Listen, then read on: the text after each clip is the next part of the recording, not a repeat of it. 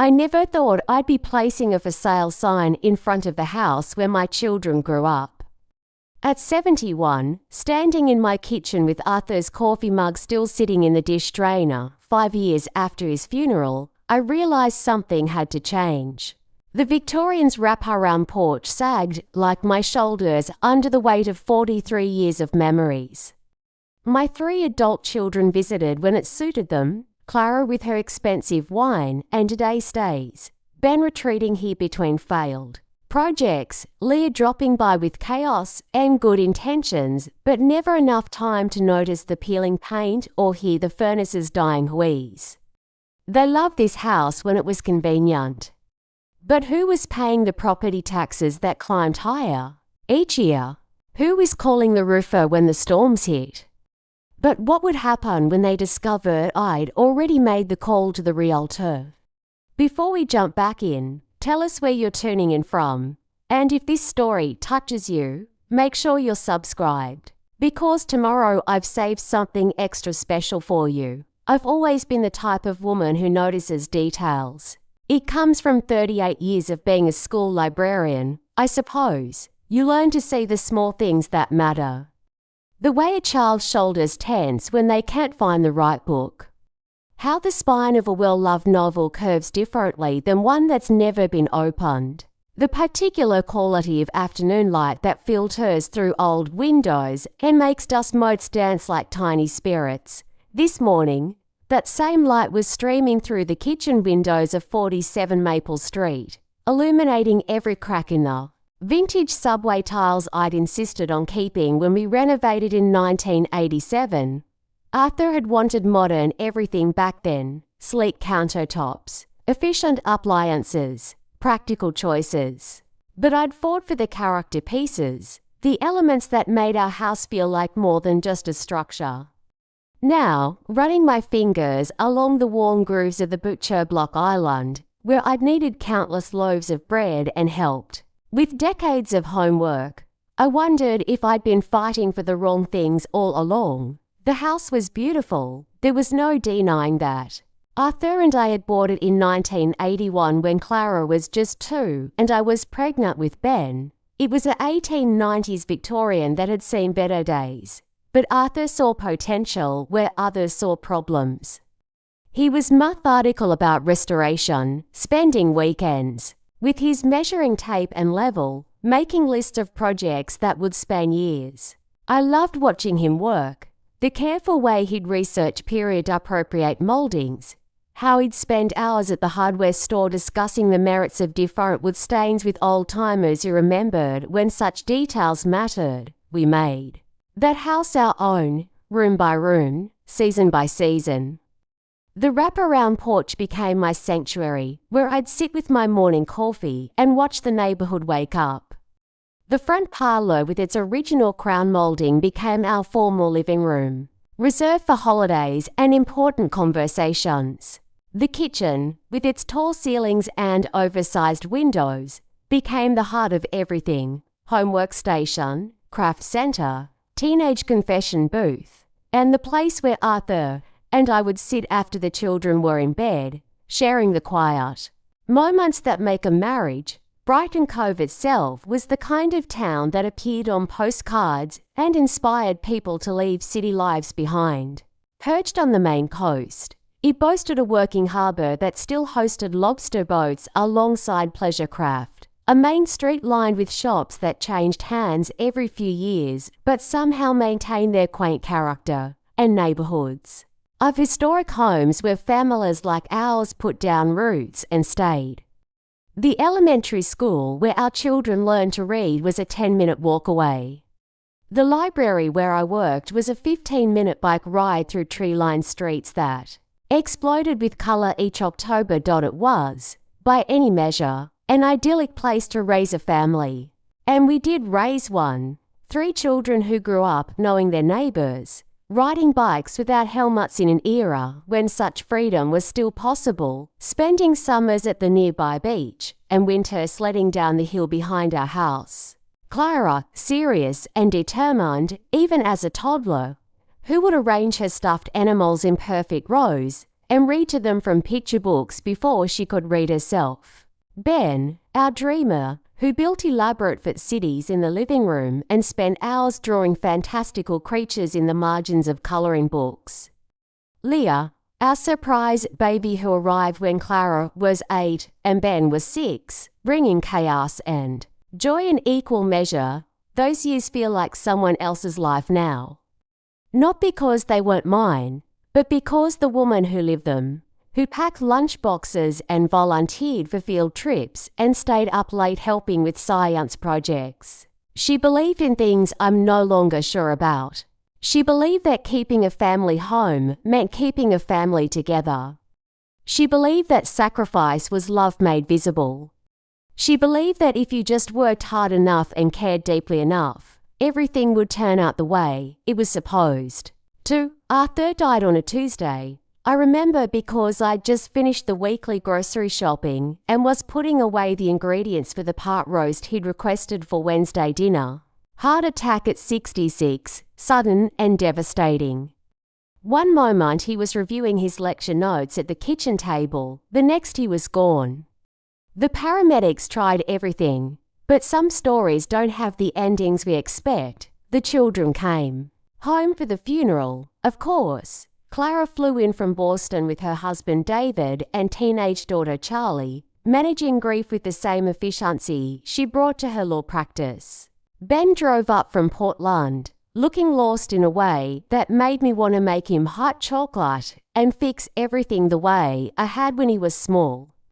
Leah was already here. She lived just 20 minutes away and had been the one to help me with arrangements, to field phone calls from relatives, to make sure there was food for the steady stream of visitors who came to pay their respects. For 2 weeks, the house was full again.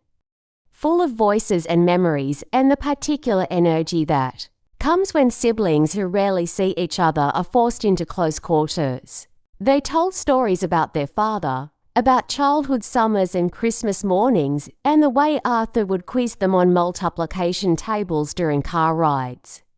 They sorted through his belongings with the careful reverence reserved for saints and strangers. They made plans for how to help Mum through this difficult time, but then they left. Clara back to her corner office and court dates. Ben to his latest freelance project and the kind of uncertainty he called creative freedom. Leah to her job at the hospital and her own children who needed rides to soccer practice and help with their math homework. And I was alone in this big house that suddenly felt like an echo chamber for everything that was missing. The first year was survival. Learning to sleep in a bed that felt too wide, figuring out which bills Arthur had always handled, discovering that grief has its own timeline that doesn't align with anyone else's expectations. The second year was adjustment. Joining a widow's support group at the community centre, taking up watercolour painting, accepting that some nights I would eat cereal for dinner and no one would judge me for it. By the third year, I'd found a rhythm, not happiness exactly, but a kind of peace with solitude. But the house was a different story. Without Arthur's steady maintenance, things began to show their age. The roof developed a leak that turned into several leaks. The heating system that he'd nursed along with careful attention finally gave up entirely one bitter February morning.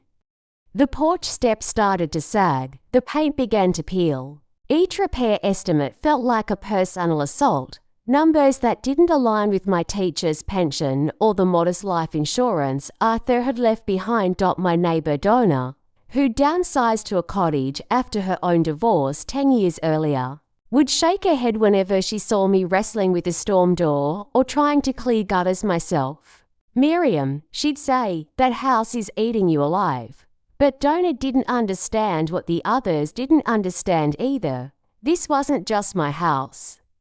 This was their house, the place where Clara had brought every boyfriend to meet her parents, where Ben had filmed his first short movie in high school, where Leah had been married in the backyard, beneath the ancient maple that Arthur and I had planted the year she was born.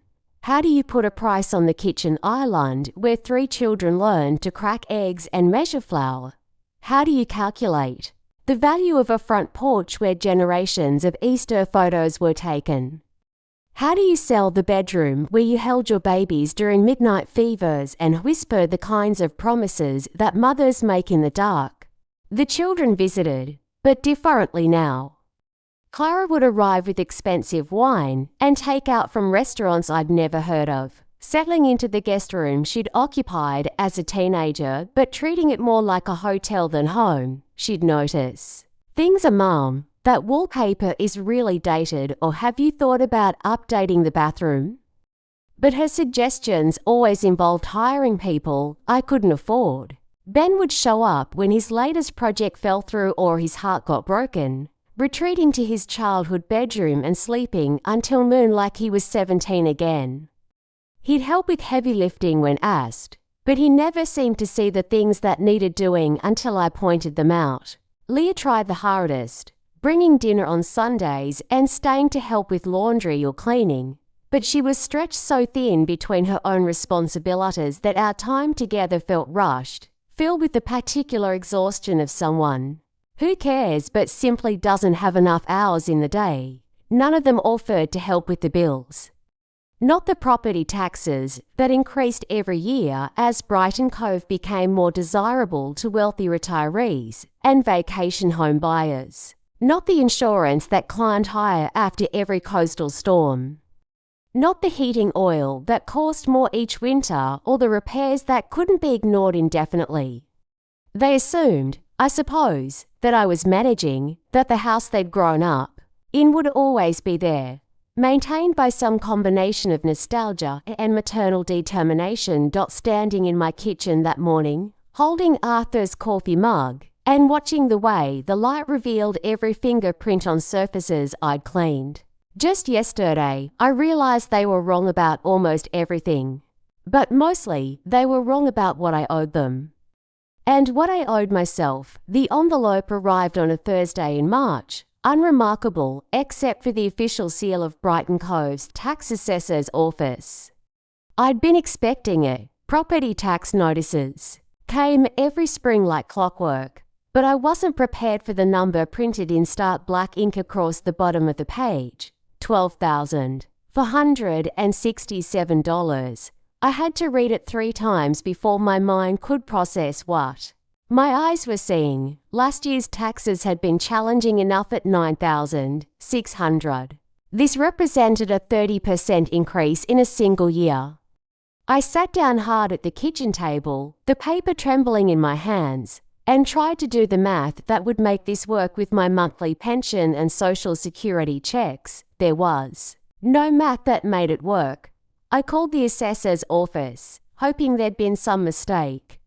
The young woman who answered spoke in the patient tone reserved for elderly residents who couldn't understand progress. "Mrs. Evers, your property has been reassessed based on recent comparable sales in your neighbourhood. The market value has increased significantly, which is actually good news for homeowners like yourself." Good news? I almost laughed. And if I can't afford to pay these taxes, well, there are programs for seniors with limited income. You could apply for a hardship exemption, though the requirements are quite specific, or ... She paused, and I could almost hear her checking some official script. Many residents in your situation choose to sell while the market is strong. This could be an excellent time to capitalize on your investment. As if 43 years of loving a place could be reduced to numbers on a spreadsheet. After I hung up, I sat in my kitchen for a long time, looking at the tax notice and thinking about choices. Outside, Mrs. Henderson from next door was walking her ancient golden retriever, the same slow circuit they'd been making for years. The mailman waved from the street, the same friendly gesture he'd offered every day since Ben was in high school. The maple tree in my backyard was beginning to show the first hints of green, the way it had every spring since we planted it as a sapling. Everything looked the same, but something fundamental had shifted. For the first time since Arthur died, I allowed myself to think the thought I'd been avoiding. What if keeping this house wasn't sustainable? What if love wasn't enough to maintain something this big, this expensive, this demanding. That evening, I called Clara first. She was in her car, driving home from work, and I could hear the frustration in her voice even before she spoke. "Mom, can I call you back? I'm stuck in traffic and I have a brief to review before tomorrow's hearing. It's about the house," I said quickly before she could hang up. "The property taxes increased significantly this year, and I'm not sure how to manage it."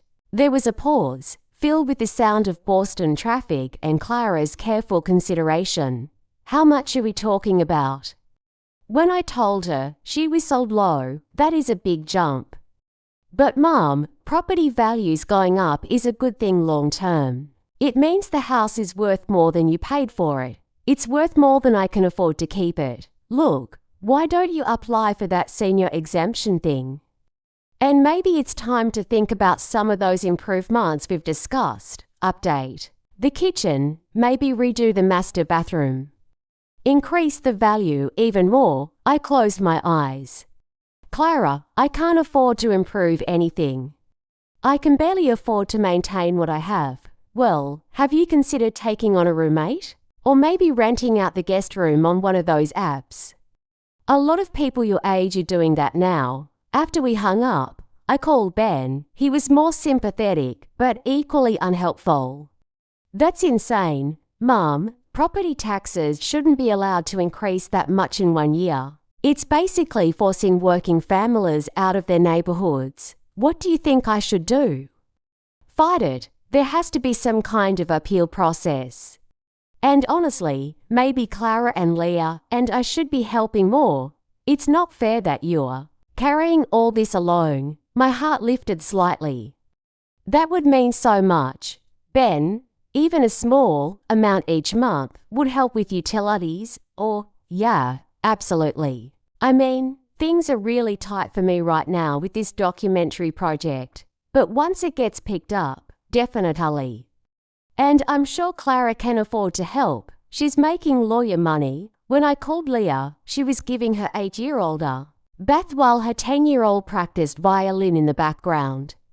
The chaos of her household came through the phone in stereo. $12,000, she said, and I heard her sink onto what I imagined was her bathroom floor. "Mom, that's almost what I pay for daycare.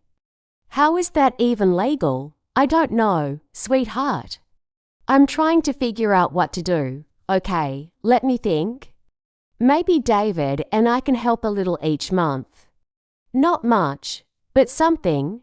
And maybe Ben and Clara can pitch in too. If we all contribute, it might be manageable." After the calls, I made myself a cup of tea and sat on the front porch, looking at the neighborhood I'd called home for more than 4 decades. The street lights were coming on, and I could see into the warm, lit windows of houses where families were settling in for the evening, children doing homework at kitchen tables, couples cooking dinner together, the ordinary magic of lives being lived. 3 days later, Ben called back. "Mum, I've been thinking about the tax thing, and I looked into my finances. I'm really sorry, but I can't commit to a monthly payment right now. This documentary is taking longer than expected, and I'm barely covering my own rent." Clara's call came the following week. "I've been discussing this with David, and we think the smartest thing would be for you to refinance. Take out some of the equity to cover the taxes and improvements. You could probably get a home equity line of credit pretty easily at my age. Clara, I'm 71 years old. I don't want to take on more debt." "Mom, you're being impractical. The house is your biggest asset. You need to make it work for you." Leah tried harder, but reality caught up with good intentions quickly. She came by the following Sunday with a check for $200. "I know it's not much," she said, looking embarrassed, "but Jimmy needs new soccer cleats, and Sophie's been asking about piano lessons, and the car needs tires. I hugged her and told her to keep her money. She had enough to worry about. That night, I sat at my kitchen table with a calculator, a stack of bills, and Arthur's old financial records. No matter how I arranged the numbers, they told the same story. My pension covered basic living expenses, Social Security help with utilities and food. Arthur's modest life insurance had been depleted by funeral costs and emergency repairs. There was no cushion left, no magic solution that would make a $12,000 tax bill disappear. For the first time since Arthur died, I allowed myself to imagine a different life. A smaller place, maybe a cottage like Dana's, where maintenance wouldn't require hiring contractors and heating bills wouldn't consume half my monthly income. A place where I could live comfortably on what I had instead of constantly worrying about what I couldn't afford. But this house held everything. Every birthday party in the backyard, every Christmas morning around the tree in the front parlor, every quiet evening when Arthur and I sat on the porch and planned our future together.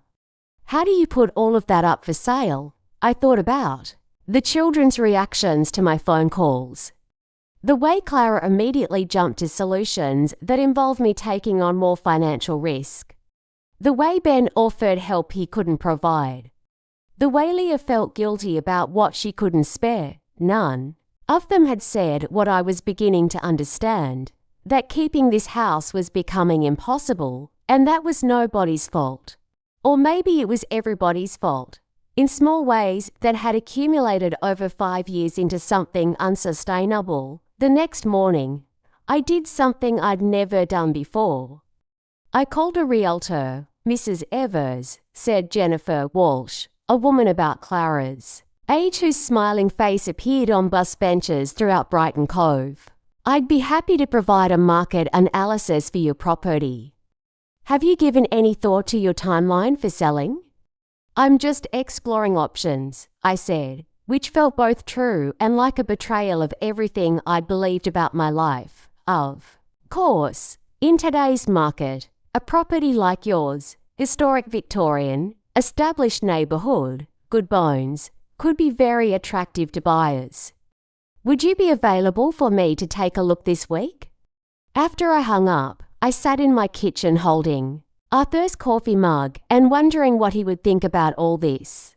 Arthur, who'd spent weekends researching the history of our house, who'd carefully restored each room to honour its original character, who'd believed that some things were worth preserving regardless of cost. But Arthur had never lived alone in this house. He'd never opened a tax bill that represented a third of his annual income. He'd never had to choose between fixing the furnace and buying groceries. Outside, the spring morning was bright and full of promise. The maple tree was getting greener each day, and the garden beds Arthur had designed were showing the first signs of the perennials that return faithfully each year. It was beautiful, all of it, worth fighting for, worth sacrificing for. The question I'd been avoiding was simple: worth sacrificing what? Jennifer Walsh arrived on Tuesday morning looking like competence personified. Navy blazer, sensible heels, a leather portfolio that suggested she took her work seriously. I'd spent the previous evening tidying the house in ways I hadn't since Arthur's funeral, polishing surfaces that didn't need polishing, arranging flowers I'd cut from the garden, opening windows to let in the spring air that made everything seem more hopeful. "What a magnificent property," she said, as she stood on my front porch, looking up at the gingerbread trim Arthur had painstakingly restored. "These Victorians have such character. You don't see craftsmanship like this anymore." I led her through the house, watching her take notes and measurements, seeing my home through someone else's eyes. She admired the original hardwood floors, the built-in bookcases in the library, the way the morning light filled the kitchen.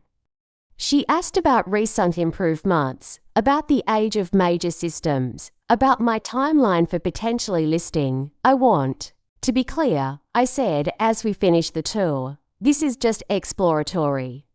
I'm trying to understand my options." "Of course, that's exactly the right approach."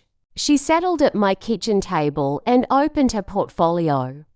"Based on the comparable sales in your neighbourhood over the past 6 months, I'd estimate your property value between $890,000 and $950,000. I nearly choked on my coffee. I'm sorry, did you say 800,000? The market has been quite strong, especially for historic properties in desirable locations. Your lot size alone, nearly an acre with mature landscaping, that's increasingly rare in Brighton. Cove, she showed me photographs of houses that had sold recently, none of them as large or well-maintained as mine. With some strategic improvements, you could easily be looking at over $1 million. After she left, I sat at my kitchen table staring at the market analysis she'd prepared. Arthur and I had bought this house for $42,000 in 1981. Even accounting for inflation, seeing it valued at nearly $1 million felt surreal. We'd lived here as a young family, stretching to make mortgage payments, clipping coupons, and planning carefully for every purchase. Now I was sitting on what amounted to a fortune, at least by the standards of my generation. But it was a fortune I could only access by giving up everything I'd worked to preserve. That afternoon, Donna stopped by with a bottle of wine and her characteristic directness. I saw the realtor's car in your driveway, she said, settling into the porch chair she'd claimed as her own over the years. Please tell me you're finally coming to your senses. I don't know what I'm doing, I admitted. The property taxes went up 30% this year. But Jennifer thinks the house could sell for almost $1 million. Donna whistled. $1 million? Miriam, do you realize what that means? You could buy a lovely little place, pay cash, and have enough left over to live comfortably for the rest of your life. No more worrying about roof repairs or furnace replacements, or tax increases you can't afford, but this is their home. Where they grew up, where Arthur and I built our life together. Honey, Donna said gently, your children are grown. They have their own homes, their own lives. And Arthur's been gone 5 years. This house is just a building now. A very expensive building that's making you miserable. I'm not miserable, aren't you? When's the last time you travelled somewhere? Bought yourself something nice, went out to dinner without calculating the cost. You're living like a prisoner in your own home, maintaining something for people who take it completely for granted. That evening, I called my sister Ruth in Florida. Ruth was 3 years older and had always been the practical one, the sister who'd urged me to think with my head instead of my heart when I was young and prone to romantic decisions. $1 million. Ruth's voice cracked with amazement. Miriam, you have to sell that house. But the family will survive. Do you know what I could do with $1 million at my age? I could travel, I could spoil my grandchildren, I could make donations to causes I care about. Instead of spending your golden years worrying about property taxes, you could actually enjoy them. Telling and preparing this story took us a lot of time, so if you are enjoying it, subscribe to our channel. It means a lot to us. Now back to the story. Ruth, it's not that simple, it is that simple. You're making it complicated because you've been playing the martyr for so long you don't remember how to put yourself first. After we hung up, I found myself walking through the house differently, trying to see it as Jennifer had seen it. As an asset rather than a responsibility, the formal dining room with its crystal chandelier that I polish monthly, but used maybe twice a year, the guest bedrooms that sat empty except for occasional visits. The library with its floor-to-ceiling bookshelves, beautiful but requiring constant dusting. The basement workshop where Arthur's tools still hung in neat rows, waiting for projects that would never be completed. It was too much house for one person. I'd known that intellectually for years, but admitting it felt like admitting defeat. The next morning, Clara called. Mom, I've been thinking about your tax situation. David knows a financial advisor who specializes in helping seniors manage real estate assets. Maybe you should talk to him.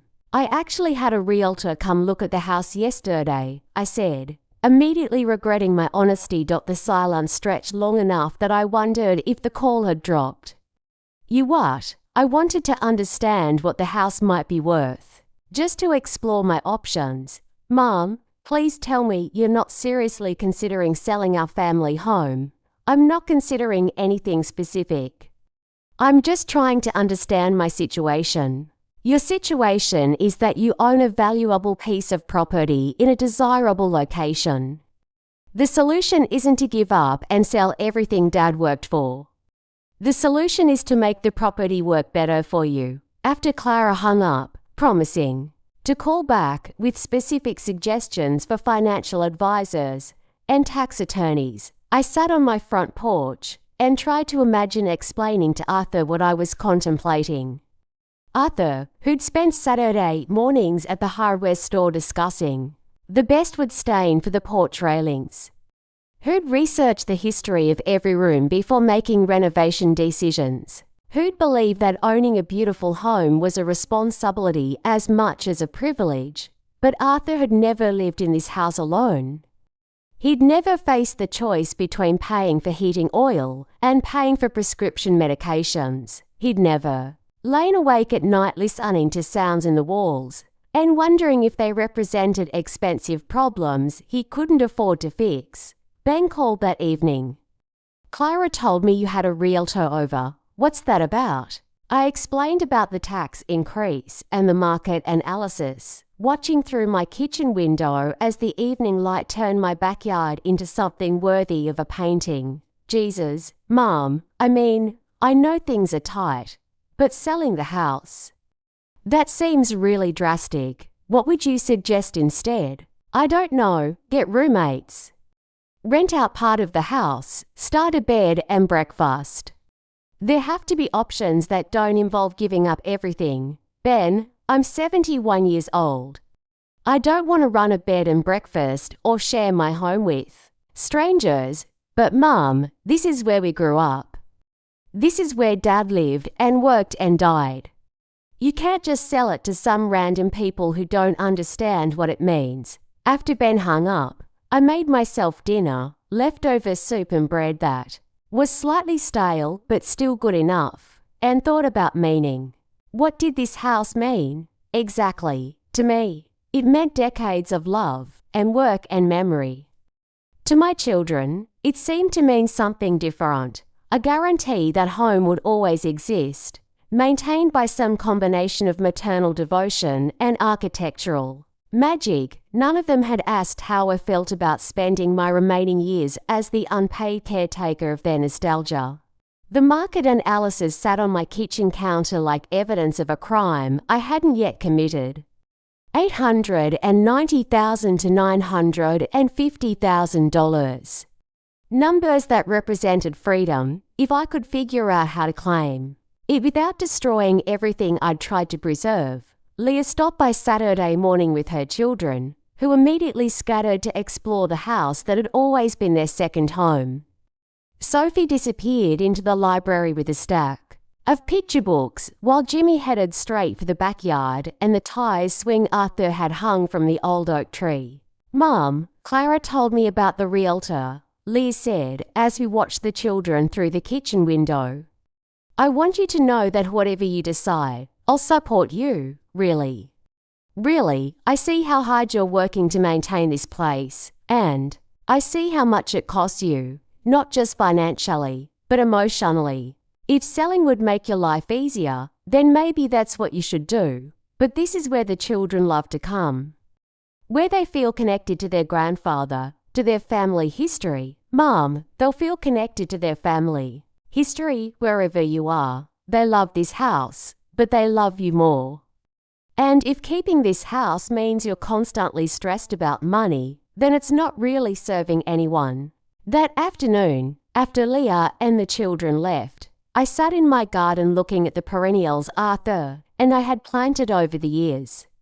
The daffodils he'd loved were blooming in cheerful yellow clusters. The rose bushes that had been his pride were showing new growth. The herb garden where I'd grown basil and thyme and rosemary for 40 years of cooking was ready for this season's planting. How do you put a garden up for sale? How do you price the value of soil you've enriched with? Compost and coffee grounds, plants you've nurtured through droughts and harsh winters, flower beds that hold the archaeology of family life. But then I thought about what Donna had said, about living like a prisoner in my own home. About Ruth's suggestion that I could actually enjoy my golden years instead of spending them maintaining someone else's idea of what my life should look like. For the first time since Arthur died, I allowed myself to imagine what I might want for myself, separate from what everyone else needed me to preserve. A smaller place, maybe with a garden I could manage myself, enough money to travel, to take classes, to help my grandchildren with college costs instead of spending every penny on property taxes and repairs. A life where I could choose how to spend my time instead of having my time consumed by the endless demands of maintaining something that was slowly consuming me. The workshop key turned up while I was cleaning out the kitchen junk drawer, a task I'd been avoiding for months. It was tangled with old twist ties and expired coupons, the brass worn smooth from years of Arthur's handling. I held it up to the afternoon light streaming through the window, remembering how proud he'd been of his basement workshop, how he'd spent winter evenings down there building birdhouses and fixing whatever needed fixing around the house. I hadn't been in the workshop since the week after his funeral, when Bennett helped me turn off the power tools and cover everything with old sheets. Now, holding the key, I felt drawn to go down there, partly out of nostalgia, partly because I was finally ready to confront another piece of the past I'd been preserving, but not actually living with. The basement smelled like sawdust and the particular combination of oil and metal that clings to workshops. Arthur's tools hung in neat rows on the pegboard he'd installed, each tool outlined in black marker so he'd know where everything belonged. His workbench was exactly as he'd left it, covered with the project he'd been working on before he died, a jewelry box he'd planned to give Charlie for her birthday. But what struck me most wasn't the tools or the unfinished projects. It was the stack of home improvement magazines on his desk, pages marked with ideas for updates he'd wanted to make, a more efficient heating system, modern insulation for the attic, solar panels for the roof. Arthur, the man I'd assumed would want everything preserved exactly as it was, had been planning changes. I picked up one of the magazines, open to an article about downsizing in retirement. Arthur had highlighted several passages. The house that served you well during your child-rearing years may not be the house that serves you best in your golden years. Consider what you actually use versus what you feel obligated to maintain. Sometimes the most loving thing you can do for your family is to free them from the burden of your stuff. My chest tightened. Had Arthur been thinking about selling the house? Had we had conversations about the future that I'd forgotten? Or had he been planning discussions we never got to have? I climbed back upstairs with the magazine in my hand and called Clara, needing to share this discovery with someone who'd known Arthur as well as I had. "Mom, Dad highlighting an article doesn't mean he wanted to sell the house," Clara said after I'd read her the passages. "He was probably just exploring options for making the house more efficient. But what if he was? Thinking about it, what if he would have wanted us to sell after he retired? Dad loved that house. He put everything into restoring it. There's no way he would have wanted you to just give up and sell it to strangers." After we hung up, I went back to the workshop and spent the rest of the afternoon going through Arthur's things more carefully. I found a notebook where he'd been tracking house-related expenses, not just major repairs, but the monthly costs of heating, electricity, insurance, maintenance. His neat handwriting recorded numbers that told the story of our last years together, rising costs, deferred maintenance, an increasing gap between what the house needed and what we could afford to give it. On the last page he'd written, there was a list titled Miriam's options with question marks after each item: sell house, move somewhere smaller, rent out rooms for income, refinance to cover major improvements. Asked children to help with expenses, so he had been thinking about it. Arthur, who never made impulsive decisions about anything, had been quietly considering the same questions that were keeping me awake at night. That evening, I called Jennifer Walsh. "Mrs. Evers, I'm so glad to hear from you. Have you had a chance to review the market analysis?" "I have, and I'd like to talk about next steps. If I were to sell, what would the process look like?" Jennifer's excitement was audible. "Well, the first step would be staging the house to maximize its appeal to buyers. With a property like yours, we'd want to highlight the historic character while helping buyers envision themselves living there.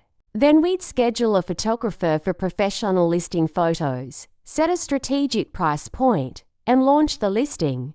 How long does it typically take to sell a house like mine?" In this market, a well-priced historic property in Brighton Cove could sell within weeks, possibly sooner if you price it right, and there's a bidding war. After I hung up, I sat in my kitchen trying to imagine strangers walking through these rooms, evaluating my life in terms of square footage and curb appeal. The kitchen where I'd taught 3 children to cook. The living room where we'd open Christmas presents every year. The master bedroom where Arthur and I had shared 40 years of marriage. But then I thought about the workshop notebook, about Arthur's careful analysis of our financial reality, about the questions he'd been asking himself before he died. Maybe selling wasn't betraying his memory. Maybe it was finally having the conversation we'd never gotten to finish. The next morning, Donna found me sitting on my front porch with a cup of coffee and a pile of real estate listings. "Looking at houses already," she said, settling into her usual chair. "Just trying to understand what's available in my price range if I do decide to sell. And what are you finding?" I showed her a listing for a cottage about 10 minutes from town, 2 bedrooms, 1 bathroom, a small garden, recent updates, priced at $340,000. Something like this would leave me with enough money to live comfortably for the rest of my life. "It's lovely," Donna said, studying the photos. "Much more manageable than this place. You could actually relax instead of constantly worrying about what needs fixing. But it's so small." "Where would the children stay when they visit?" "They could stay in a hotel. Or one of them could take the couch. Miriam, they're adults. They can figure out sleeping arrangements for a weekend visit." That afternoon, Ben showed up unannounced, looking like he hadn't slept much recently. "Mom, I've been thinking about our conversation. About the house and the money stuff. I want to help more. Ben, we've talked about this. You can afford. I've been freelancing for so long that I never think about regular employment. But maybe it's time. Maybe I should look for something steady, something that would let me contribute to keeping this place in the family." I looked at my son, 38 years old, talented and creative and completely unpractical about money, and felt a familiar mixture of love and frustration. "Honey, you shouldn't have to change your entire career because I can't afford the property taxes. But this is our family home. This is where Dad lived and worked. This is where Charlie loves to visit and where Leah's kids play. It's bigger than just money." "Is it? Because from where I'm sitting, the money is making everything else impossible." Ben was quiet for a long moment. "What if we all pitched in, not just financially, but actually helping with maintenance? I could come up weekends and help. With projects, Clara could hire contractors for the big stuff. Leah could help with day-to-day maintenance. Ben, Clara lives 3 hours away and works 60-hour weeks. Leah can barely manage her own household. And you ... I paused, trying to find a gentle way to say what needed saying. "Sweetheart, you're wonderful at many things, but home maintenance isn't one of them." He looked hurt, which made me feel terrible. But it was true. Ben had inherited Arthur's artistic eye, but none of his practical skills. The summer he'd tried to help fix the front steps, I'd ended up paying a contractor to redo everything he'd attempted. After Ben left, I found myself back in Arthur's workshop, looking through his project notebooks and trying to understand what he would want me to do. Arthur, who'd loved this house but also loved me, who'd spent 40 years trying to provide for our family's future, who'd been practical enough to highlight articles about downsizing and thoughtful enough to make lists of my options. I thought about the conversation we might have had if he'd lived long enough to retire.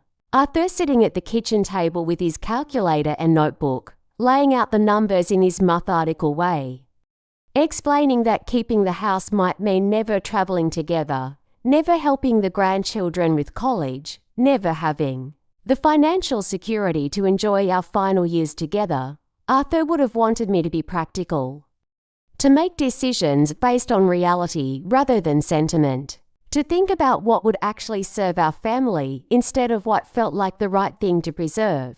That evening, I called Jennifer Walsh again. I'd like to schedule a staging consultation, I said before I could change my mind, and I want to understand the timeline for listing the house. That's wonderful, Mrs. Evers. I think you're making a smart decision. When would be good for the staging consultant to come take a look? After we set up the appointment, I sat in my kitchen holding Arthur's coffee mug and trying to imagine explaining this decision to the children. Clara would be furious, Ben would be heartbroken. Leah would understand but feel guilty about not being able to help more. But for the first time in 5 years, I felt like I was making a decision based on what I wanted rather than what everyone else needed me to want. The house was beautiful, full of memories, irreplaceable in many ways. But it was also becoming a burden that was preventing me from actually living the years I had left.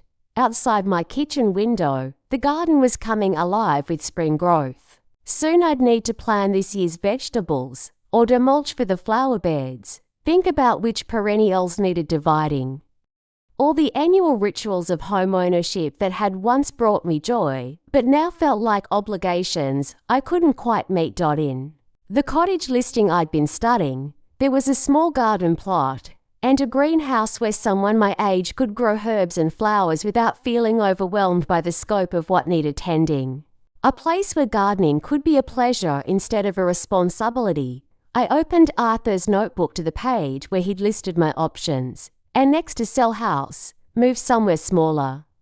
I wrote YES in my own handwriting. The staging consultant arrived on a rainy Thursday morning with an energy that filled my house like electricity.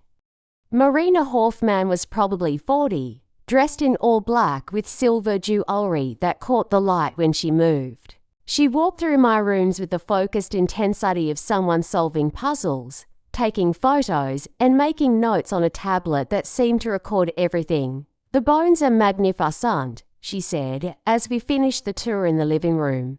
"But we need to depersonalize significantly. The goal is to help buyers envision their own lives here, not feel like they're intruding on someone else's memories." She handed me a typed list of recommendations that made my heart sink. Remove family photos, pack away personal collections. Store excess furniture to make rooms appear larger. Replace the quilts my mother had made with neutral bedding. Take down the children's artwork I'd framed and hung in the hallway. "I know it seems drastic," Marina said gently, "but we want buyers to fall in love with the space, not feel like they're in someone else's museum." After she left, I stood in my living room, looking at the built-in bookcases filled with volumes Arthur and I had collected over 40 years of marriage. First editions of books we'd read together. Art books from trips we'd taken, the complete. Works of poets whose words had shaped our understanding of love and loss.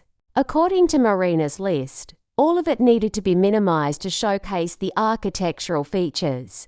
I started in Arthur's workshop, figuring it would be easier to pack away his things than tackle the rooms where we'd lived together. I'd been avoiding this task for years, but now I had a deadline and a purpose. Most of his tools could be donated to the high school shop class. His unfinished projects could be discarded. His reference books could go to the library. But as I worked my way through his desk drawers, I found something that stopped me cold. A small wooden box I'd never seen before, tucked behind his filing folders and locked with a tiny brass key. I almost missed it. Might have thrown it away with other miscellaneous items if something about its careful placement hadn't caught my attention. The key was taped to the bottom of the box. Inside, wrapped in tissue paper, were letters, dozens of them, in Arthur's careful handwriting, addressed to me but never sent. They were dated from the months before his death, each one beginning "My dearest Miriam" and signed "Your devoted husband." I sat on his workshop stool and read them by the light of the single bulb he'd hung over his workbench. "My dearest Miriam." The first one began, "I've been thinking about what we want our retirement to look like, and I realize I've never asked what you actually want. I've assumed you love this house as much as I do, but love and obligation aren't the same thing, are they?" Another letter, dated just 3 weeks before he died. "I drove past the Hartwell cottage today. You know, the one on Seaside Lane that went up for sale last month. I found myself imagining us living there, a small garden you could manage yourself. No stairs for your knees, walking distance to town. Enough rooms for the children to visit, but not so many that you'd spend all your time cleaning spaces we don't actually use." I had to stop reading. My hands were shaking, and I felt like I was discovering a stranger who happened to be my husband of 40 years. Arthur, who'd spent every week and working on house projects, who'd researched the history of every room, who'd seemed so invested in preserving our home exactly as it was. Arthur had been imagining a different life for us. I forced myself to. "Keep reading. I know the children would resist if he talked about selling," he'd written in another letter. "They've made this house part of their identity in ways that aren't entirely healthy. Clara especially seems to think that keeping the house proves something about family values, but I worry we're teaching them that sacrifice is love instead of teaching them that love sometimes requires difficult choices." The final letter was dated just for days before his heart attack. "I've decided to talk to you about this after I finish the spring projects. The roof repair, the porch painting, the garden prep. I want to get everything in good shape before we have the conversation about what comes next. But Miriam, my love, I don't want to spend our final years maintaining a museum to our younger selves. I want to spend them living." I sat in that basement workshop holding 40 years of marriage in my hands and crying for the conversation we'd never gotten to have. Arthur had been planning to suggest exactly what I'd been afraid to want. He'd been ready to let go of the house we'd restored together in favor of something that would let us actually enjoy the time we had left. He died before we could have that conversation, and I'd spent 5 years assuming I knew what he would have wanted. That evening, I called Clara with a decision I probably should have made gradually, diplomatically, but the letters had changed everything. "I'm selling the house," I said without preamble when she answered. "Mom, we've talked about this. There are other options. I found letters your father wrote before he died. He was planning to suggest we sell and move somewhere smaller." The silence stretched so long I thought the call had dropped. "What kind of letters?" I read her passages from several of them, watching through my kitchen window as the evening light turned my garden golden. When I finished, Clara was quiet for another long moment. "I don't understand," she finally said. "Dad loved that house. He put everything into it. He loved us more than he loved the house. And he was practical enough to recognize when something we built for one phase of our lives wasn't serving the next phase. But Mom, those are just letters. Private thoughts. That doesn't mean he actually would have wanted you to sell everything and give up." "Clara, he wrote dozens of these letters. He'd been thinking about this for months. He was trying to figure out how to bring it up with me. Well, he didn't bring it up. And now he's gone, and you're the only one left who knows what the family home means to all of us." After Clara hung up, I called Ben and read him the same passages. His reaction was different but equally difficult. It just makes me sad, he said quietly, that Dad was thinking about all this stuff and didn't feel like he could talk to you about it. That he was writing letters instead of having conversations. I think he was trying to find the right way to say it. Your father never liked to upset people. But Mum, even if Dad was considering it, that doesn't mean it's the right decision now. You're making this choice alone, without him, without really talking to any of us about alternatives. What alternatives, Ben? You can't afford to help with expenses. Clara wants me to take on more debt. Leah feels guilty about what she can't contribute. Meanwhile, I'm 71 years old trying to maintain a house that's becoming impossible to afford. When I called Leah, she listened to everything without interrupting. After I finished reading from the letters, she was quiet for a long time. Mum, this changes things for me, she finally said. I've been feeling guilty about supporting you if you wanted to sell, like I was betraying Dad's memory or something. But if Dad was thinking the same thing ... I think your father was more practical than the rest of us gave him credit for. He loved this house, but he loved me more. And he would have wanted me to make choices that served my actual life instead of some idea about what I was supposed to preserve. When do you think you'll list it? Soon, the staging consultant wants me to pack away most of our personal things, make it look like a house instead of a home. I'm not sure I'm ready for that part yet. Mom, would you like help with the packing? I could come over this weekend with the kids. Make it more like a family project than a chore. That night, I went back to Arthur's workshop and read through all the letters again. In them, I found the husband I'd married, thoughtful, practical, devoted to our family's well-being above appearances or expectations. The man who'd spent 40 years trying to provide for our future, who'd been wise enough to recognize when holding on to something was preventing us from moving forward. I also found something I hadn't expected, forgiveness for the decision I was making. Arthur's words gave me permission to want something different, to choose my own comfort over everyone else's nostalgia, to make a decision based on love rather than obligation. The next morning, I called Jennifer Walsh and told her I was ready to list the house. That's wonderful news, Mrs. Evers, based on current market conditions. I think we should price it at $925,000. That's aggressive enough to generate interest while leaving room for negotiation. After I hung up, I sat in my kitchen holding Arthur's coffee mug and looking at the house differently. Not as the place where I had to spend the rest of my life, but as the asset that would fund whatever came next, the gift Arthur and I had built together that would finally let me live according to my own needs instead of everyone else's expectations. Outside, spring was reaching its full glory.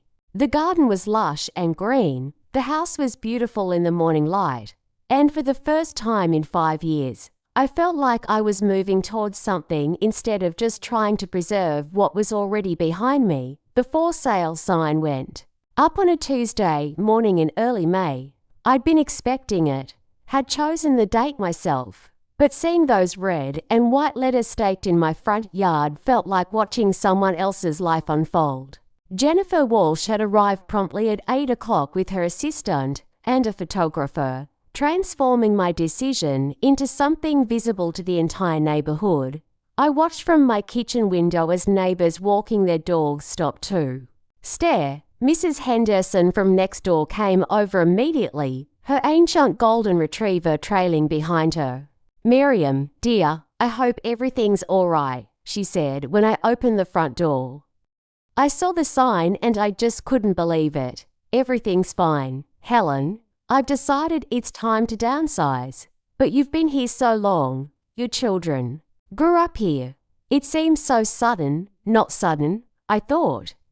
Just sudden to everyone who hadn't been living alone in this house for 5 years, watching the bills pile up and the maintenance needs multiply. But I smiled and said, "Sometimes change is good," which seemed to satisfy her enough that she walked away shaking her head. but no longer requiring explanations. The first call came 20 minutes later. Clara, her voice tight with controlled fury. "Mom, Mrs. Patterson just called to tell me there's a for sale sign in front of our house.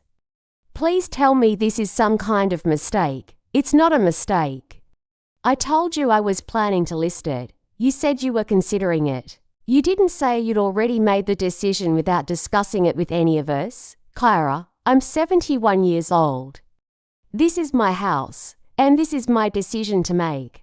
It's not just your house, Mom. It's our family home. It's where we grew up, where we plan to bring our children for holidays and summers. You can't just sell it without at least giving us a chance to figure out alternatives." "What alternatives?" "You've had 5 years to offer alternatives." The silence that followed felt dangerous. When Clara spoke again, her voice had shifted into lawyer mode, controlled and strategic. "We need to have a family meeting, all of us together. Before you make any irreversible decisions, Clara, I've already made the decision. The house is listed. Then you can unlist it until we've had a chance to talk through this properly, as a family." After she hung up, I sat in my kitchen feeling shaky, but also strangely relieved. The secret was out. No more carefully worded conversations about exploring options or considering possibilities. The sign in my yard announced my intentions to the world, and now everyone would have to deal with reality instead of assumptions. Ben's call came an hour later. He was driving up from Portland, would be here by evening, wanted to talk in person. His voice sounded hollow, like I'd announced a death in the family. Leah's call was different. "Mum, I saw the listing online. The photos are beautiful. The house looks amazing. Jennifer had a professional photographer come yesterday. I hardly recognized some of the rooms. How are you feeling about all this?" It was the first time anyone had asked me that question. Scared, I admitted, but also excited. I haven't felt excited about the future in a long time. "I think Dad would be proud of you for being brave enough to make a change." "I hope so." "Clara wants to have a big family meeting this weekend. Are you okay with that?" "I suppose we need to have the conversation eventually, though I'm not sure what there is to discuss. The decision is made. I think they need time to process this. It's a big change for all of us." That afternoon, I drove to the cottage on Seaside Lane that Arthur had mentioned in one of his letters. It was still for sale, and the listing agent was happy to show it to me on short notice. The moment I walked into the bright, airy living room with its wall of windows facing the harbour, I could see what Arthur had imagined. It was small but perfectly proportioned. 2 bedrooms, each with built-in storage that maximised space. A kitchen with modern appliances and a breakfast nook that looked out on a modest, well-designed garden. A screen porch where I could sit with my morning coffee and watch boats come and go in the harbour. Everything I needed and nothing I didn't. The current owners are a retired couple who downsized from a larger home, the agent explained as we walked through. They've updated everything while maintaining the cottage's original charm. What's the price? $385,000. In this market, it won't last long. I stood in the cottage's living room calculating.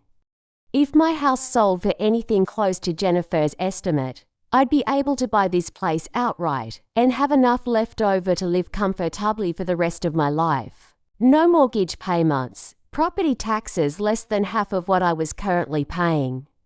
Maintenance costs that wouldn't require choosing between repairs and groceries. "I'd like to put in an offer," I said before I could second-guess myself. That evening, Ben arrived looking like he'd been crying during the 3-hour drive. He walked through the house slowly, touching furniture and looking at family photos with the expression of someone saying goodbye. "It feels different already," he said as we sat in the kitchen with cups of tea, "knowing it's for sale. Like it's not really home anymore." "Ben, home isn't a building. Home is where your family is. But this is where our family has always been." This is where I learned to ride a bike, where I had my first kiss on the front porch, where I came when my marriage fell apart 3 years ago. This house has been the constant in all our lives, and now you're adults with your own lives. You don't need me to maintain a museum to your childhood. Is that what you think we want? A museum? I looked at my son, talented, sensitive, still struggling at 38 to find his place in the world, and tried to find words that would help him understand. I think you want the security of knowing this place will always be here. But sweetie, I can't afford to provide that security anymore. And even if I could, I'm not sure it would be healthy for any of us. What do you mean? I mean that maybe it's time for all of us to figure out how to create home in our own lives instead of depending on me to preserve it for you. Ben was quiet for a long time. Finally, he said, I've been thinking about what you said, about getting a regular job. So I could help with expenses. I could move back home, help with maintenance, contribute to the household. My heart broke a little. Honey, you're 38 years old. You shouldn't be moving back in with your mother because she can't afford her house. But what if I want to? What if this is where I belong? This was where you belonged when you were growing up. Now you belong wherever you choose to build your life. We talked until late, Ben trying to convince me to wait, to give the family time to figure out a solution that would keep the house. Me trying to help him understand that I didn't want a solution that involved everyone else sacrificing so I could maintain something that was no longer sustainable. The next morning brought the first showing. A young couple with 2 small children who walked through my house with the realtor, discussing room sizes and renovation possibilities while I sat in my car in the driveway, feeling like a voyeur in my own life. When they left, Jennifer Walsh knocked on my car window. They're very interested, she said. They love the location and the historic character. They're thinking about putting in an offer today. Already, I told you the market was strong. A property like this, in this condition, in this location, it's exactly what buyers are looking for. That afternoon, Clara arrived with David and Charlie.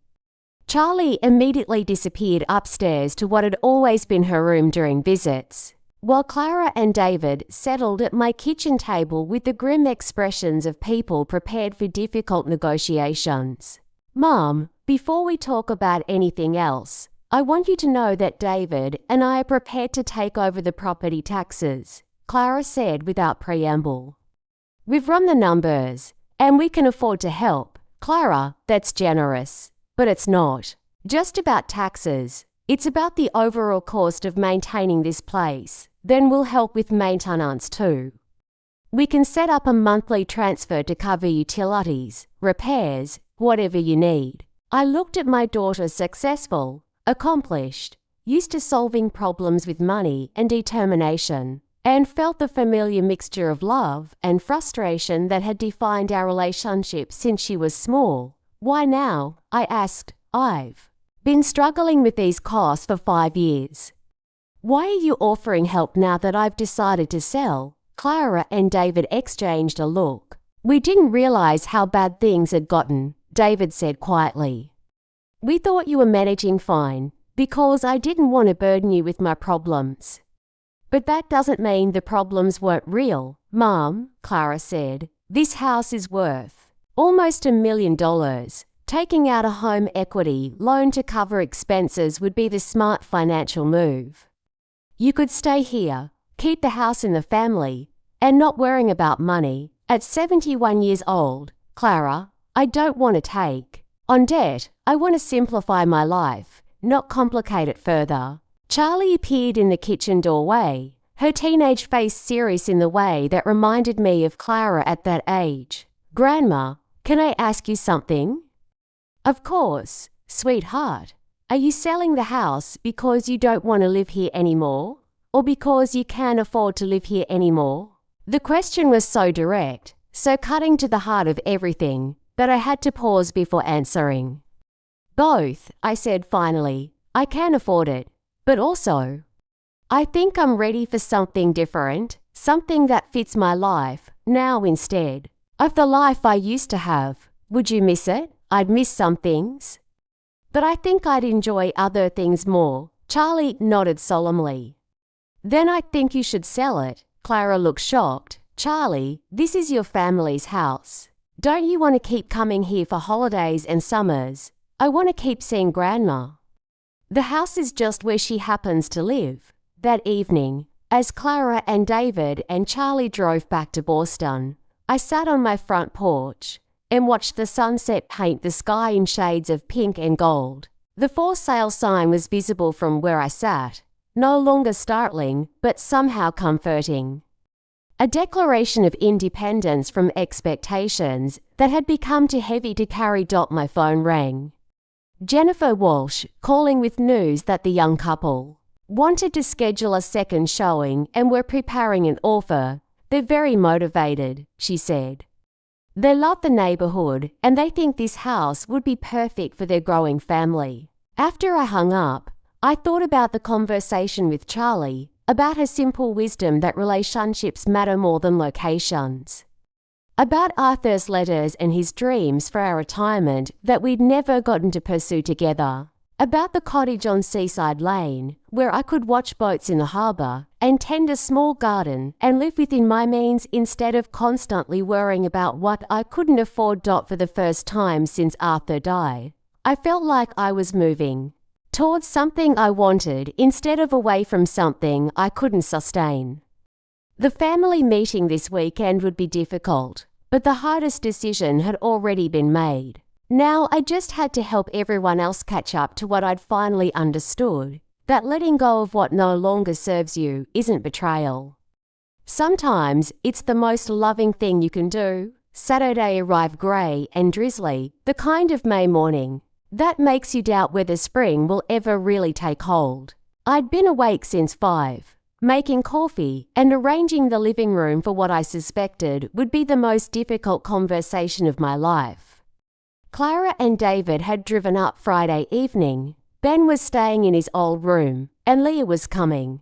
With the children after Jimmy's soccer game. By 10 o'clock, we were all assembled in the front parlour, the room I'd always reserved for important occasions. Clara sat in Arthur's old chair, her posture rigid with the particular tension she carried when she was preparing for battle. Ben had claimed the window seat, where he'd spent countless childhood hours reading. But now he stared out at the rain-soaked garden with the expression of someone attending a funeral. David and Leah flanked me on the sofa like protective barriers, while the children had been settled in the library with books and tablets. I think we should start by acknowledging that this is painful for everyone, Leah said, her nurse's instincts kicking in. But we're family, and we can work through this together. There's nothing to work through, Clara said sharply.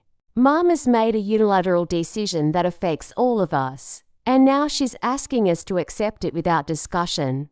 I'm not asking you to accept anything, I said, trying to keep my voice calm. I'm telling you what I've decided to do with my own house, your house. Clara's voice rose. Mum, this stopped being just your house the moment you had children.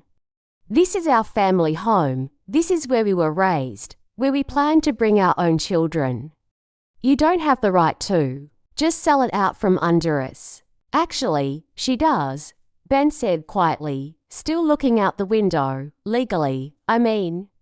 It's her name on the deed. That's not the point, Ben. Family decisions shouldn't be made purely on the basis of legal rights. I reached for the photo album I'd placed on the coffee table, the thick volume covered in fading blue leather that had documented our family's life in this house. I want to show you all something, I said, opening to the first page. The earliest photos were from 1981, when we'd first moved in. Clara as a toddler, standing in the empty living room that was twice the size of our apartment kitchen.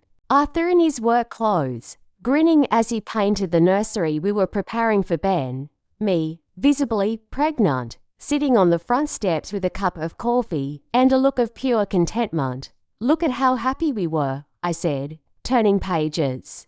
Slowly, but look at what made us happy. It wasn't the house itself. It was being together. Building something together, I turned to photos from the children's early years. Birthday parties in the backyard, Christmas mornings around the tree, family dinners where everyone was actually sitting around the same table instead of scattered to their individual devices and commitments. Clara learning to ride a bike on the front sidewalk, Ben's elaborate fit constructions that took over entire rooms. Leah's first steps in the kitchen, Arthur's proud face behind her. The house was the setting, I continued, but it was never the story. The story was us loving each other and building a family together. But Mum, Ben said, turning from the window, the setting matters. Those memories are connected to these rooms, these spaces. When I walk into my old bedroom, I can remember being 8 years old and feeling completely safe. When I sit in the kitchen, I can remember you helping me with homework and making me feel like I could figure out anything. The house holds all of that. No, sweetheart, you hold all of that. The memories live in you, not in the wallpaper or the floorboards. Clara leaned forward, her lawyer instincts taking over. Let's talk practically. You're worried about money, and we understand that. David and I have done the math. We can afford to cover the property taxes and contribute to maintenance costs. We can set up automatic transfers so you never have to worrying about it. And what happens when you have an unexpected expense? When Charlie needs money for college, or when David's company goes through layoffs? What happens when your own priorities change? We'll figure it out. Clara, I don't want to spend the rest of my life dependent on my children's financial stability. I don't want you making decisions about your family's budget based on what you think you owe me. But we want to help, Leah said. Maybe not as much as Clara and David can contribute, but something. We could all work together. I turned to more recent photos in the album, the children as teenagers, then young adults, then as adults with their own families and priorities. Holiday gatherings where everyone was looking at their phones, visits that felt rushed and distracted. The gradual way the house had become a backdrop for family obligations rather than family connection. Look at this, I said, pointing to a photo from last Christmas. Everyone's here, but no one's really here. You're thinking about work. Ben's thinking about his next project. Leah's thinking about her children's schedules. We're going through the motions of family dinner in the dining room where we used to have such wonderful conversations. That's just how families evolve, Clara said defensively. People get busy. That doesn't mean the foundation isn't still important. But what if the foundation has become a burden instead of a support? What if maintaining this house is preventing all of us from figuring out how to connect in ways that actually work for our lives now? The room was quiet except for the sound of rain against the windows and the distant murmur of children's voices from the library. Finally, David spoke. Miriam, can I ask you something? If money weren't an issue, if the taxes and maintenance were completely covered, would you still want to sell? It was the question I'd been avoiding, even in my own mind. I looked around the parlour where Arthur and I had entertained friends and hosted book club meetings and celebrated anniversaries. Where I'd rocked babies to sleep and read bedtime stories and had countless conversations about hopes and dreams and disappointments. I think so, I said finally. I think I'm ready for something smaller, more manageable. Something that fits who I am now instead of who I was 30 years ago. But why? Ben's voice cracked slightly. Why aren't those memories enough? Why isn't love enough? I reached for his hand. Honey, love is enough. But love doesn't mean preserving everything exactly as it was. Sometimes love means letting go so everyone can move forward. I turned to the last section of the photo album, the pages that had remained empty 4 years. Look at this, I said. We stopped documenting our life together around the time you all moved out and started your own families. These empty pages represent all the experiences we haven't shared because we've been so focused on preserving the past. What do you mean? Leah asked. I mean that I've spent 5 years maintaining this house instead of traveling, instead of taking classes, instead of making new friends and having new experiences. You've all spent your visits here focused on the house, what needs fixing, what should be updated, how to preserve what's here, instead of just enjoying time together. I stood up and walked to the window, looking out at the garden where Arthur and I had planned to grow old together. I found letters he wrote before he died, I said without turning around. He was planning to suggest we sell this house and move somewhere smaller. He wanted us to spend our retirement living instead of maintaining. You never told us about letters, Clara said. I found them last week, when I was packing his workshop. He'd been thinking about this for months, trying to figure out how to bring it up. He was worried about how you'd all react, but he was practical, enough to know that keeping this house might prevent us from actually enjoying our final years together. I turned back to face them. I can't have those years with your father, but I can still make choices that honor what he wanted for me, and what he wanted was for me to be happy, not to sacrifice my happiness to maintain something that had become too much for us to handle. The silence stretched long enough that I could hear Charlie's voice from the library, reading something aloud to her younger cousins. The sound of the next generation creating their own memories, separate from the walls that had witnessed mine. There's something else, I said. I put an offer on a cottage yesterday. On Seaside Lane, about 10 minutes from downtown. It's the place your father mentioned in one of his letters. He'd driven by it and imagined us living there. Clara looked stricken. You put in an offer before talking to us. Yes, because this is my decision to make, and because I finally know what I want. What's the cottage like? Charlie asked, appearing in the doorway with a book under her arm. Come here, sweetheart. I made room for her on the sofa and pulled up the listing on my phone. 2 bedrooms, so you can still visit. A small garden where I can grow herbs and flowers. A screen porch where I can sit with my coffee and watch boats in the harbour. Everything I need and nothing I don't. Charlie studied the photos with the serious attention she brought to everything. It looks cozy, like a place where you could be happy. I think so too. But Grandma, what if we miss the big house? I hugged her close. Then we'll remember all the wonderful times we had here. And we'll make new wonderful times wherever I live next. Ben was crying now, not trying to hide it. I just don't understand how you can let go of everything Dad worked for. Honey, your father worked to provide for our family's future. This cottage and the financial security that selling this house will give me, that's exactly what he was working toward. He just didn't live long enough to enjoy it with me. Clara stood up abruptly, pacing to the window and back. I need some air, she said. This is all happening too fast. After she left, the rest of us sat quietly with the weight of everything that had been said. Finally, Leah spoke. Mom, I want you to know that whatever you decide, I support you. But I also want you to know that if you sell this house, it will be the end of something for our family. Not the end of love, but the end of ... I don't know how to describe it. The end of having a center, maybe, or maybe, I said gently, it will be the beginning of creating a new kind of center.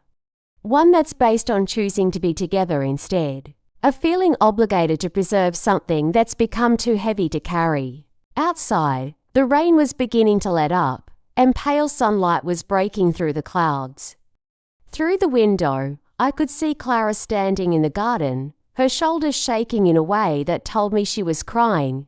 My daughter, who solved everything, with logic and planning and sheer force of will, finally confronting something that couldn't be fixed with money or determination. The family meeting wasn't over, but the most important part was finished. I'd said what needed saying, and they'd heard what they needed to hear.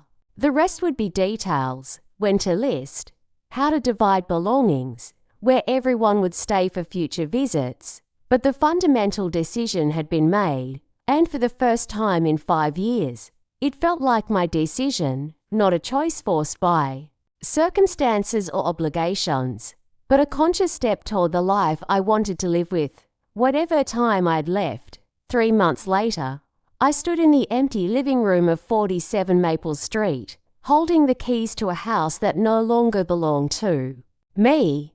The moving truck had left that morning, taking the last of my belongings to the cottage on Seaside Lane. The new owners, Tom and Sarah Chen, with their 2 young children, would arrive in an hour for their final walkthrough before closing. The house looked different without our furniture and personal belongings. Larger somehow, but also less alive. The professional staging had been replaced by emptiness that echoed when I walked across the hardwood floors Arthur had refinished with such care. Sunlight streamed through windows I'd cleaned one final time, illuminating dust motes that danced in air that no longer carried the scent of my morning coffee or the herbs from my garden. I'd been dreading this moment for weeks, but standing here now, I felt something unexpected. Peace. Not the hollow satisfaction of a difficult task completed, but genuine peace about the choice I'd made and the future I was moving toward. The cottage had exceeded my wildest expectations. After 43 years in a house with 4 bedrooms and 3 bathrooms, I'd worried that 1,200 square feet would feel cramped. Instead, it felt exactly right. Every room had a purpose. Every piece of furniture had been chosen deliberately, every window offered a view worth looking at. The screen porch had become my favourite spot for morning coffee, watching lobster boats head out to sea and pleasure craft return to the harbour. Ben had helped with the move, arriving with a rented truck and a new attitude I was still getting used to. He'd found a steady job, not documentary filmmaking, but video production for a marketing company in Portland that paid well and offered health insurance. More importantly, he'd stopped talking about the house sale as a loss and started talking about it as a new beginning. I keep thinking about what you said, he told me while we packed books in the library, about creating home in our own lives instead of depending on you to preserve it for us. I think I've been using this house as an excuse not to build anything for myself. Clara had been the holdout, arriving for packing weekend with a list of family heirlooms she wanted to preserve and a barely concealed hope that I might still change my mind. But as the weekend progressed, as she saw me sorting through 40 years of accumulated belongings with clear-eyed efficiency, something in her attitude had shifted. You seem different, she'd said Sunday evening as we finished wrapping Arthur's good china in newspaper. Lighter, somehow, I feel different. I feel like myself again instead of the curator of everyone else's memories. And you're really okay with strangers living here? With someone else's children playing in the backyard where we grew up? I'd looked out the kitchen window at the swing set Arthur had built when the children were small, now surrounded by garden beds that would soon be someone else's responsibility to maintain. I hope they'll be happy here. I hope their children will have the kind of childhood you all had. But that's their story to write, not ours to preserve. The cottage came with its own rhythms and routines. I joined a book club that met at the library, started taking watercolour classes at the community centre, and discovered that living within walking distance of downtown meant I could run errands without feeling like each trip required major planning. My new neighbours were a mix of year-round residents and seasonal visitors, but all of them seemed to share an appreciation for the quieter pace of cottage life. Donna had been my most frequent visitor, delighting in being proven right about the benefits of downsizing. Look at you, she'd said during her first visit, finding me reading on the screen porch with my feet up and a glass of iced tea at my elbow. You look 10 years younger. I feel 10 years younger. I didn't realize how exhausted I was from constantly worrying about money and maintenance. And now I can afford to live comfortably on what I have. I can help the grandchildren with college costs if they need it. I can travel if I want to. I can make choices based on what I actually want instead of what I can barely afford. The financial reality had been even better than Jennifer's estimates. The house had sold for $975,000, generating a bidding war between three families who'd fallen in love with its historic character and prime location. After paying off the small remaining mortgage balance and covering selling costs, I'd netted enough to buy the cottage outright and invest the remainder in bonds that would supplement my pension for the rest of my life. But the real gift hadn't been financial. It had been the freedom to wake up each morning without the weight of impossible obligations. To plan my days around what I wanted to do instead of what needed to be fixed or maintained or preserved. Now, standing in the empty house one last time, I pulled Arthur's wedding ring from my pocket. I'd been wearing it on a chain around my neck since the day he died, unable to let go of that final connection. But this morning, I'd also removed my own wedding ring for the first time in 41 years. I placed both rings in the small jewelry box I'd brought for this purpose, the same wooden box where Arthur had kept his cufflinks and watch. Inside the lid, I'd tucked one of his letters, the one where he'd written about wanting to spend our final years living instead of maintaining. "Thank you," I said aloud to the empty room, speaking to Arthur and to the house and to the woman I'd been when I lived here. "Thank you for everything you gave me, and thank you for letting me go." I heard car doors closing outside and knew the Chans had arrived for their walkthrough. Tom and Sarah, both lawyers who worked in Portland but wanted to raise their children in a small town. Their daughter Emma was 6, their son Jack was 4, and I'd watched them run through these rooms during their showing with the same excitement Clara and Ben and Leah had shown 35 years earlier. Jennifer Walsh knocked on the front door, followed by the Chen family and their lawyer. Emma immediately ran to the window seat in the living room, the same spot where Ben had spent countless hours reading. "Is this where I can keep my books?" she asked her parents. "If you want to," Sarah said, smiling at me. "Mrs. Evers, thank you again for everything. The house is absolutely perfect. I hope you'll be very happy here," I said, and meant it. "It's a wonderful place to raise a family." As the lawyers handled the final paperwork and key exchange, I found myself in the kitchen one last time, looking out at the garden where Arthur and I had planned our future together. The new owners had already talked about expanding the vegetable beds and maybe adding a greenhouse. They had plans and dreams and the energy to turn this house into whatever they needed it to be. After the closing, I drove slowly through Brighton Cove, past the library where I'd worked for so many years, past the elementary school where my children had learned to read, past the harbour where I now live close enough to hear foghorns on quiet nights. Everything looked the same, but my relationship to it had changed. Instead of feeling responsible for preserving it, I could simply enjoy it. The cottage welcomed me home with afternoon light streaming through the kitchen windows and the scent of salt air from the harbour. I made myself a cup of tea and settled on the screen porch with the novel I was reading for book club. In the distance, I could see sailboats heading out for an evening cruise, and closer to shore, Charlie was walking along the waterfront with a friend, their teenage voices carrying on the breeze. Clara had surprised me by suggesting that Charlie spend part of the summer with me in the cottage. "She's been writing poetry about your move," Clara had said during our last phone conversation. "She seems to understand something about all this that the rest of us are still figuring out." "What's that?" "That love doesn't mean holding on to things. Sometimes it means letting them go so they can become what they're supposed to be next." My phone buzzed with a text from Leah. "How was the closing?" "Are you officially a cottage dweller now?" I typed back. "Officially free. Come for dinner this weekend and I'll show you the sunset from the porch."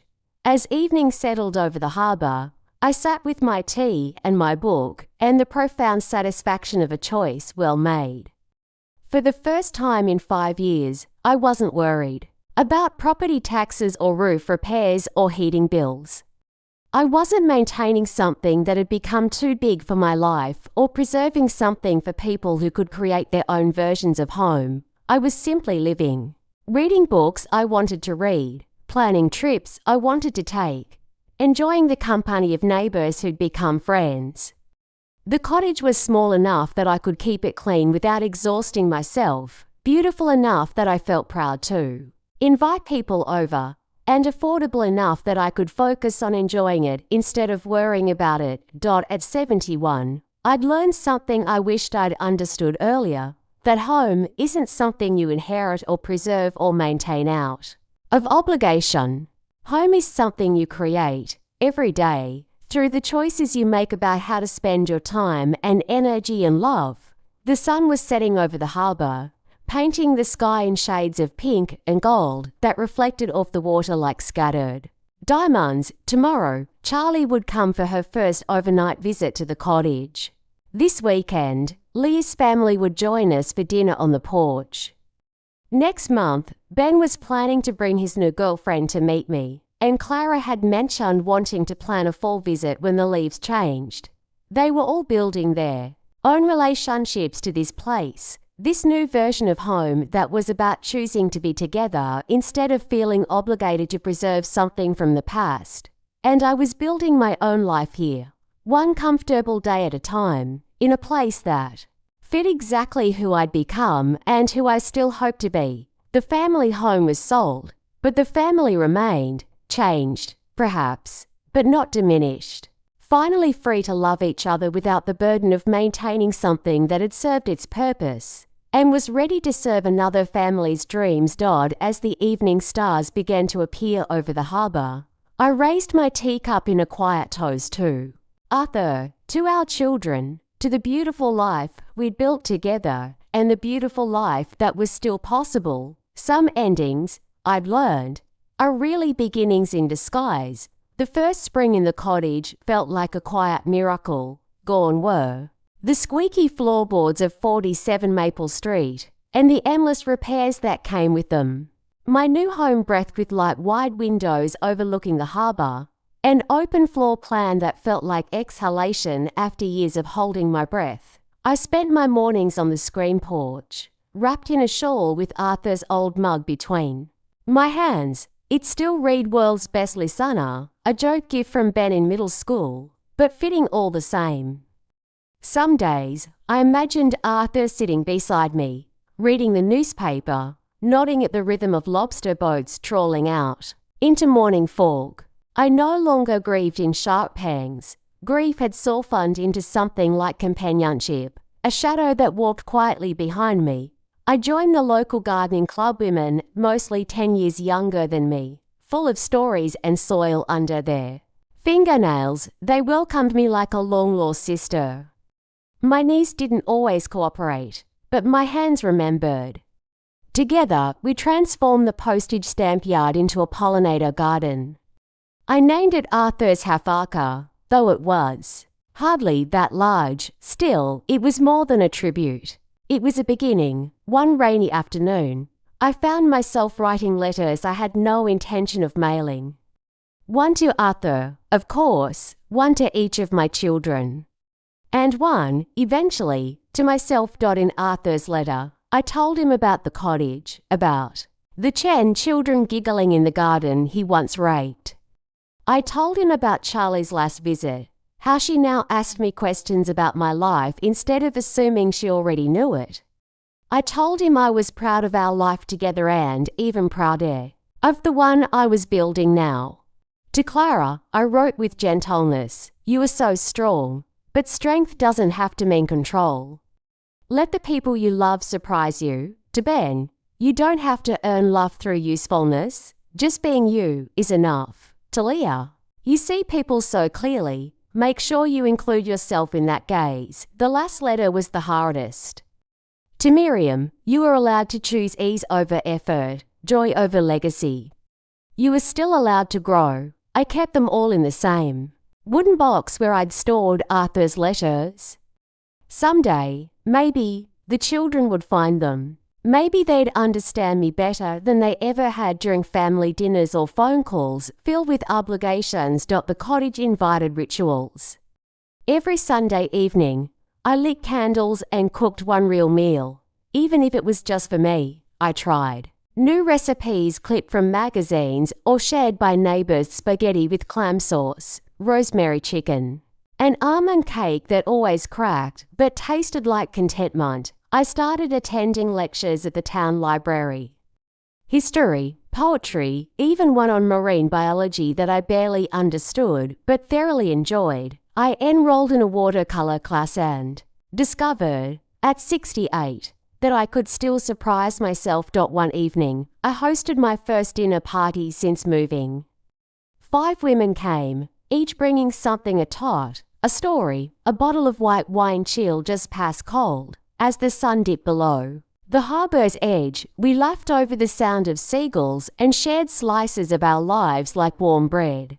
No one mentioned Arthur, but I felt him there in the ease of conversation, in the joy of beginning again. I had become the woman I once envied, unapologetic in solitude, radiant in her own space. 6 months after I moved, Clara called to say she was bringing the children for a weekend.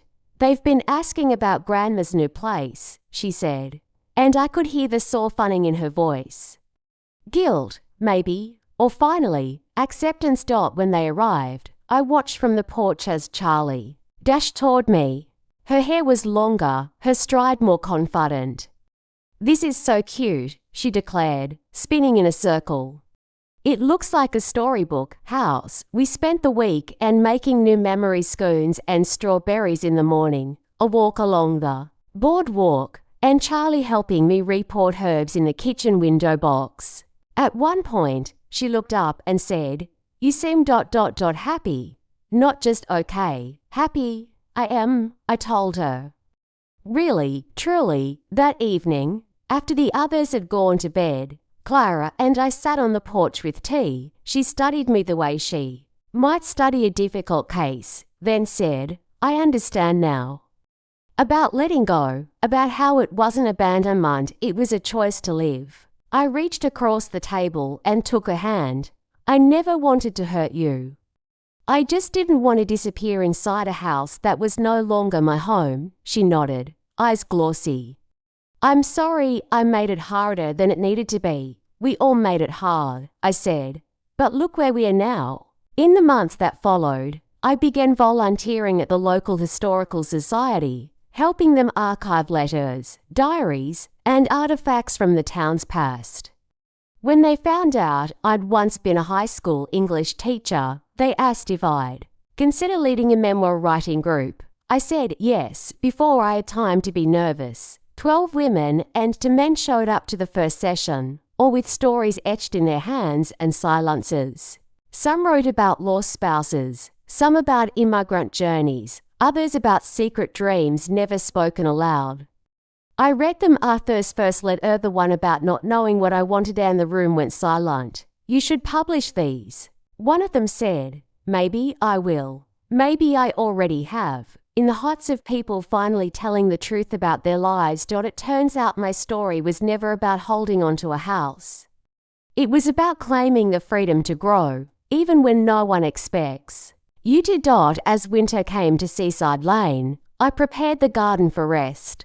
I pruned the lavender back to its woody base, tucked mulch around the roots of hydrangeas, planted garlic to sleep beneath the frost. I stood under a bare maple tree, arms aching from digging, and looked out at the sea, grey and wide and full of possibility. The cottage behind me was lit from within, warm with the promise of soup and music and solitude that didn't feel lonely. I thought of Arthur, of the house we built, and the life we shared. I thought of our children, each finding their own homes, sometimes stumbling, sometimes soaring. I thought of Miriam, not the mother, not the widow, not the fixer, but the woman standing here now with dirt on her gloves and peace in her bones. There was no grand moment, no thunderclap of realization, just this quiet knowing that I had let go without breaking, that I had begun again at an age when the world assumes you are finished. I turned back toward the cottage. There was soup to reheat, letters to answer, and daffodils already dreaming beneath the snow. Up next, we have two more incredible stories that are waiting for you.